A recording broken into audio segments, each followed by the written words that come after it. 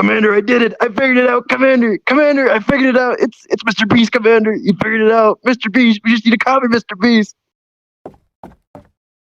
You better do a Mr. Beast video.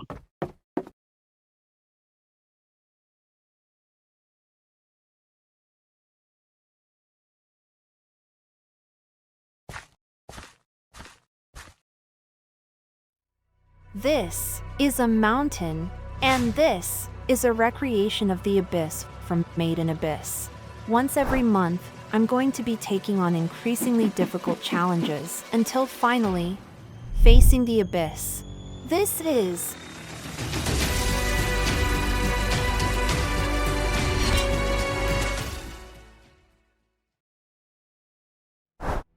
This is ORTH, a big, massive, deep hole created by VW in April of 2022.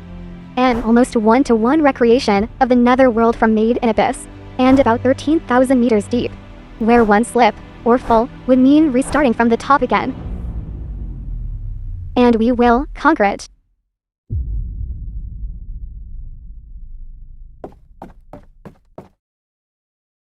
Okay, so I need to address the elephant in the room. Commander, the intro says once a month. It's been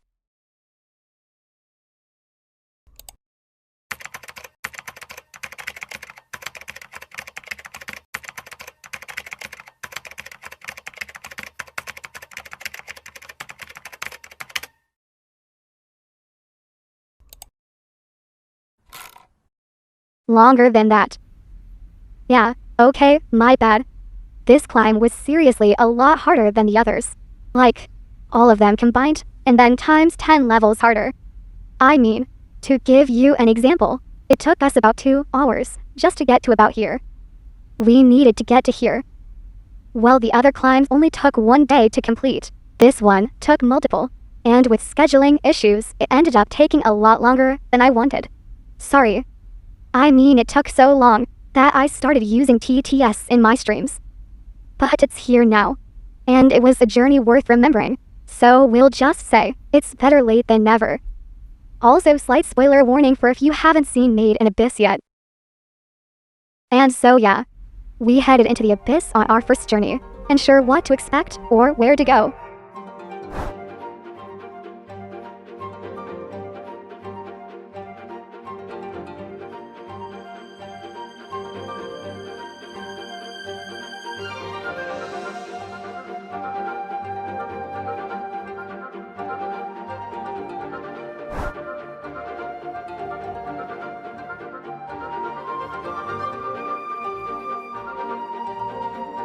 We ended up finding and making our way down to these pillars of trees without much of a problem. But the intended path ended there, and it quickly became apparent that climbing was the only way down.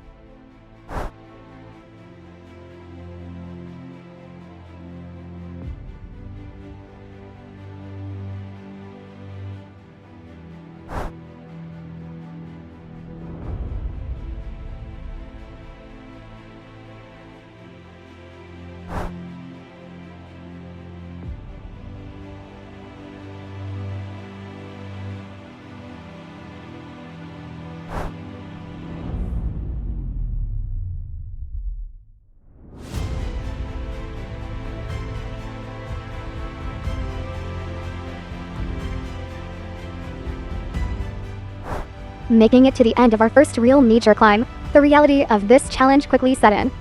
You see, everything in the abyss is so big that you could feel like you've been climbing forever without making much progress at all. It's like looking at a mountain from afar, not realizing just how far away it is. On top of that, the stress of falling and having the restart weighed on us. One slip of focus, one missed grab, would mean the end of the run, and that stressed us out. However, it wasn't all negative. We noticed that the music was fading, changing, and this filled us with hope. So, with confirmation of progress, we pushed on.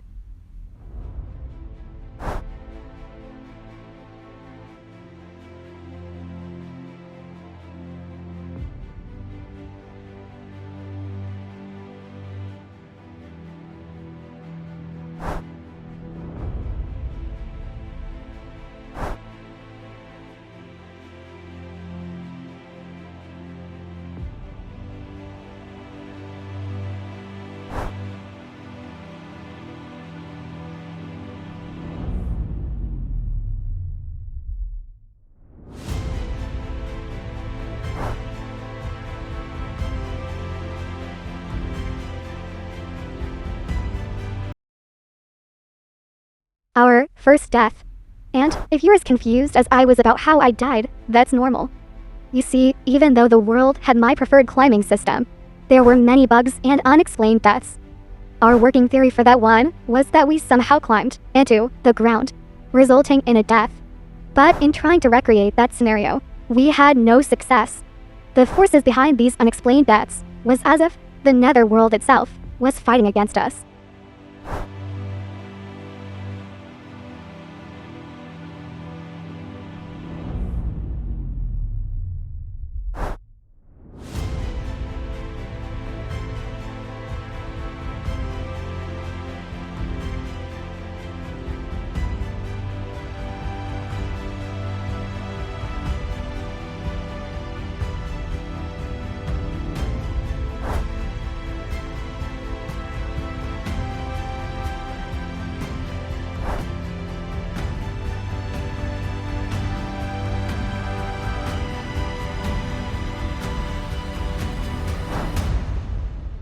After making it even further down than we were before, we started being able to see glimpses of the windmills below, marking the end of Layer 1. But the abyss wasn't about to let us have that just yet. And so, the climbing system completely disabled. Unable to climb, the run was practically over. But we have a problem with giving up. So we decided to see how far down we could get without climbing. And this was the result.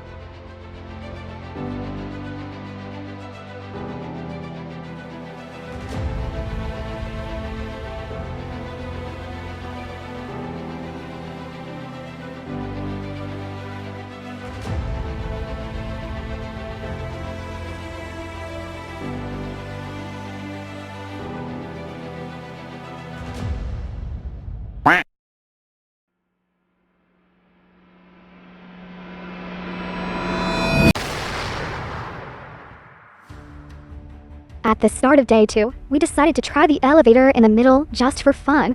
However, after a lot of contemplating and talking with chat, we decided that the elevator should be banned from the climb. It did not seem like the white whistle thing to do. And so, we entered the abyss again, ready to climb further than before.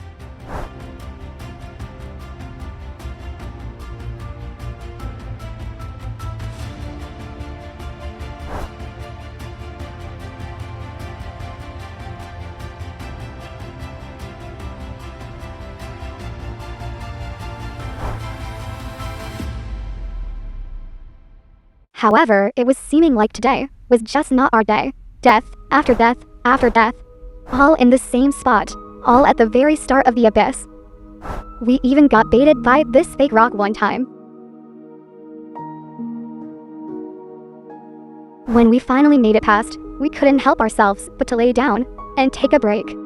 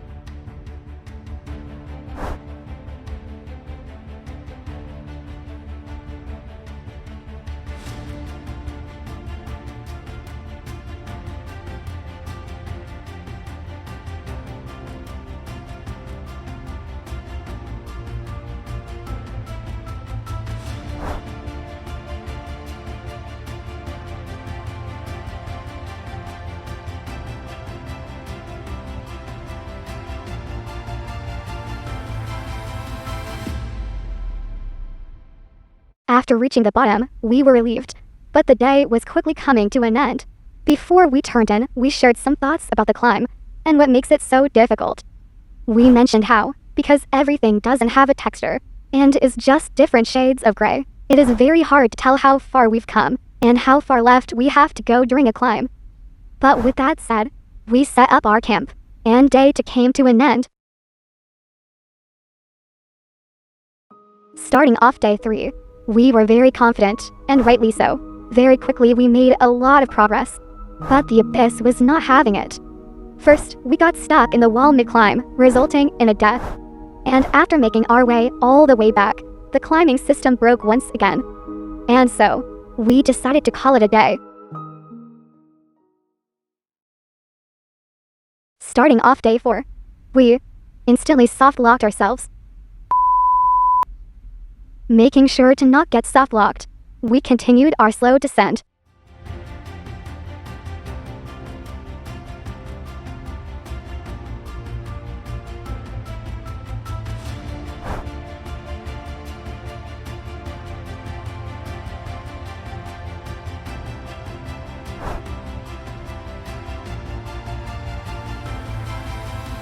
But then, tragedy hit. Another unreasonable death. You see, in VRChat you'll sometimes come across objects that can count you as standing and falling at the same time. This angle just happened to meet those right conditions, increasing my momentum downwards as if I was falling without actually moving. Until it breaks. I should thank the unfairness of the abyss though, because after losing all that progress, I had had enough. The abyss had been getting in some good hits, and I decided it was my turn. I decided after 4 days, I was tired of being on layer 1, and something inside of me clicked. I mentioned it before, but this climbing system is actually my preferred one. Its physics engine just comes naturally to me, but I had been suppressing myself with the fear of falling, with the fear of failing. But then in that moment, I thought, how would a white whistle do it? And my answer, they wouldn't climb slowly like everyone else, one hand after the other. No, they would move around unrestrained, like the netherworld is their natural environment. They would dive headfirst into the abyss, confident in their ability to survive.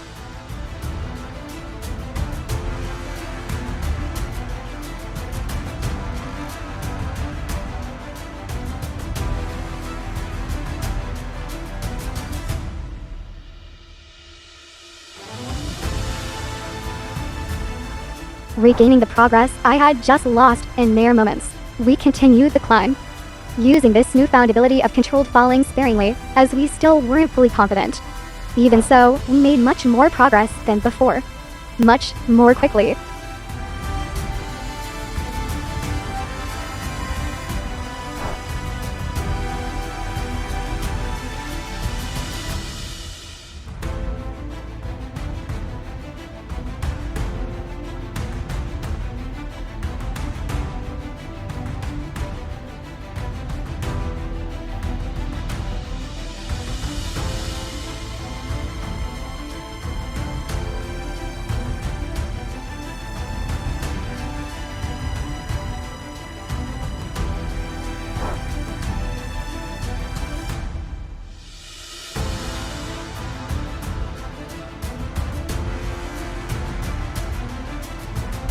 Even though we were going faster than before, the windmill seemed to never move, always seeming so far away, never getting closer.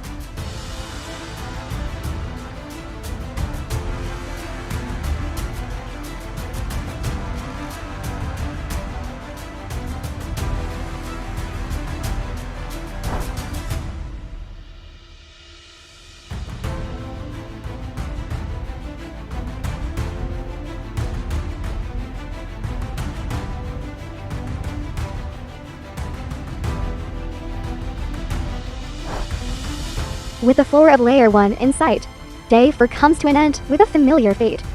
The abyss had still deemed us unworthy, and we got stuck in a wall.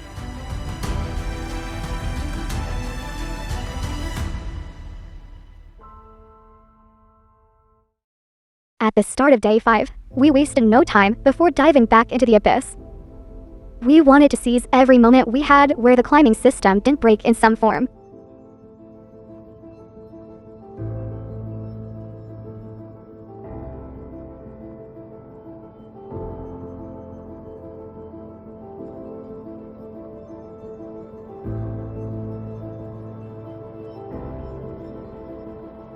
Already more than day 4, our comfort and our ability had increased. We were naturally moving around the walls of the abyss, throwing and catching ourselves with one hand.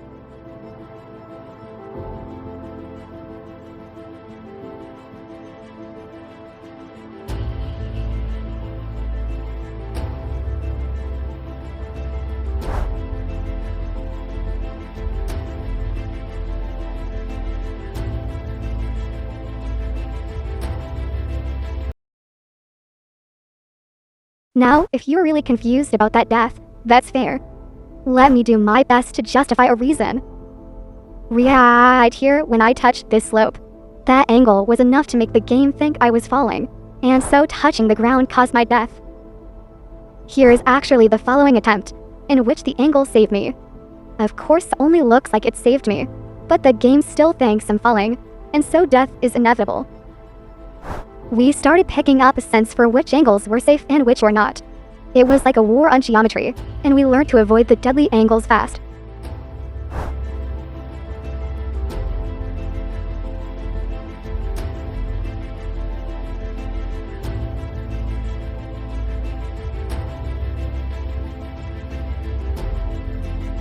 And then, for the first time after for days, we set foot on the floor of layer 1.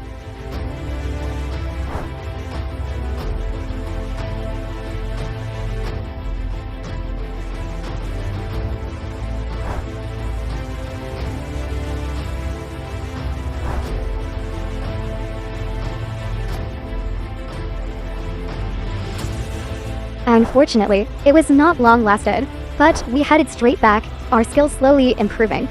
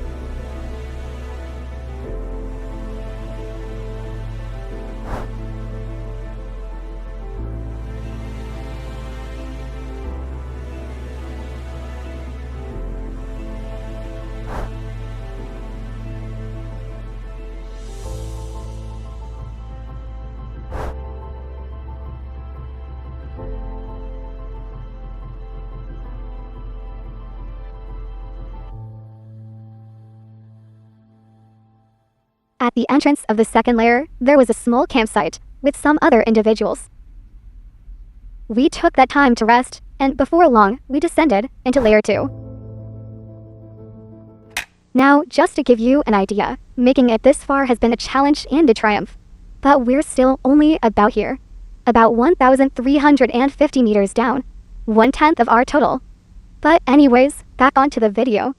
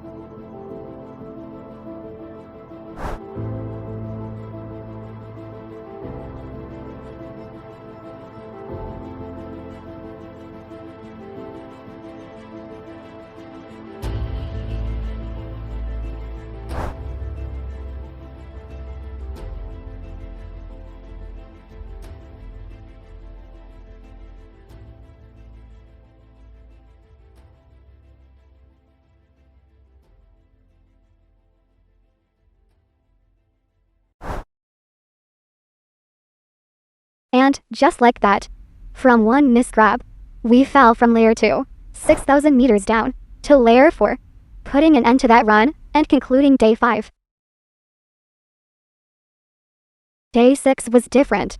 At the end of day 5, we recognized that our progress wasn't constant, but rather exponential. Yes, we had only made it 1/10 of the way so far, logically suggesting it would take about 10 times longer for us to finish. But even so, the confidence in our ability was growing, and we predicted that by day 15, or maybe even day 10, we'd reach the bottom of the netherworld. Now, normally I underestimate things. How long it would take to finish an event in Genshin. How long a Hollow Knight subathon would last. But this was one of the rare moments I overestimated a challenge.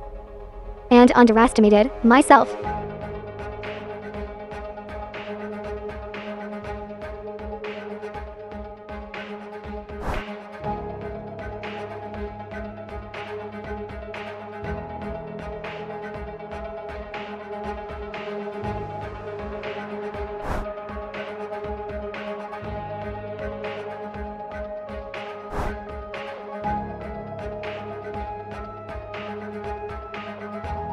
while before a slip of the hand meant death. Now, it held potential. My ability to adapt to the situation had grown.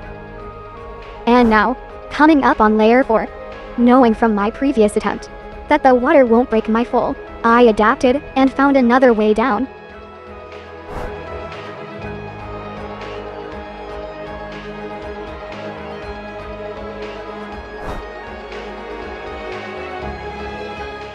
And although it was not long lasted, it allowed me to prove to myself that I wasn't just getting lucky, and that I had actually gotten better, because in the attempt right after that, I made it back and got this run.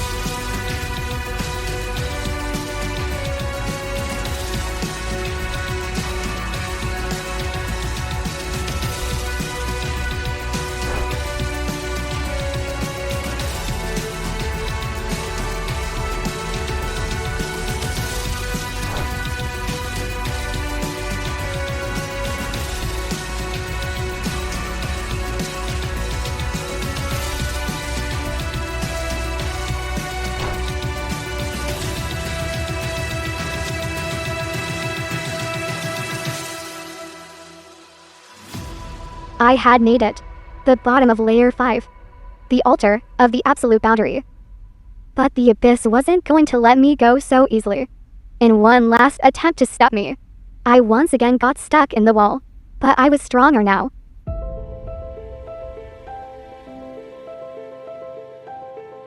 The only thing that stood between me and the end now was me. There was a teleport right to the altar, but I was going to finish this by my own hands.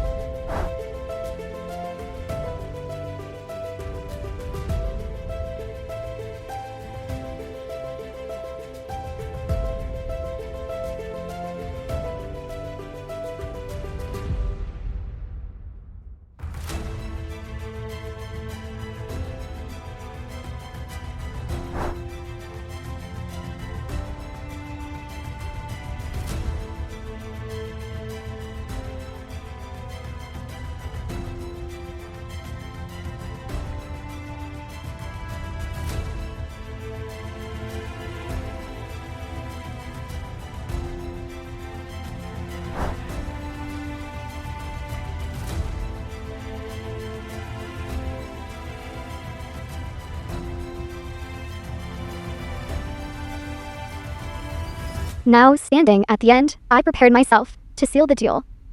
You see, if you've watched the series, you might know that to become a white whistle, you require a sacrifice. This was something I knew since the start of this climbing series, and something I've put a lot of thought into and struggled with up until the start of day 6. Perhaps I only made it on day 6 because I was ready. And so, I offered up my sacrifice and waited for the abyss to respond.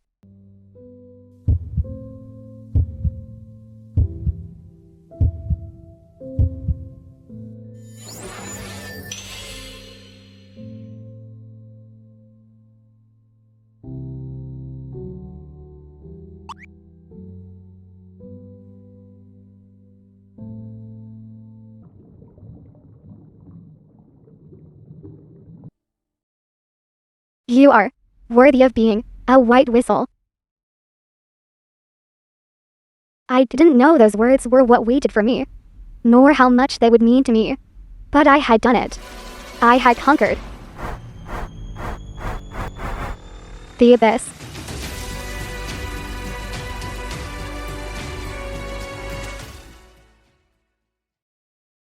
And so, this series finally comes to an end. It's been a fun journey, with many learning experiences and many memories. The ending of the Abyss is bittersweet. I wanted to take my time exploring, stopping by the Seeker camp, and solving the challenges as they presented themselves. I also feel like the way it happened is in bad taste of what it means to be a white whistle. But on my journey I realized that not everyone who makes it to the bottom of the Abyss deserves to be a white whistle. Making it to the bottom of the Abyss doesn't simply make you worthy of being a white whistle. That qualification is not something that can be quantified so easily. And no one can tell you, or give you, a list of tasks you must complete to become worthy of being a white whistle. It is just something you need to embody. So, although my method of reaching the bottom is questionable, I actually believe I earned the right before I even started climbing on day 6. And I know my journey might be used as reference for others to justify their worth. That's why I chose against using shortcuts like the elevator. But I also think that by copying me, you've already failed, and are not worthy of being a white whistle. It's a journey you must go on your own, build your own relationship, and understanding of what it means to be a white whistle. Who knows? I may return one day to attempt a tour climb, making a stop at each location. But for now, at the Netherworld's bottom, I'll be waiting. Also hey, while I have your attention, at the rate we're going now, we only need to post 1,999,999,899 more videos before reaching 1 billion subscribers. So we're almost there.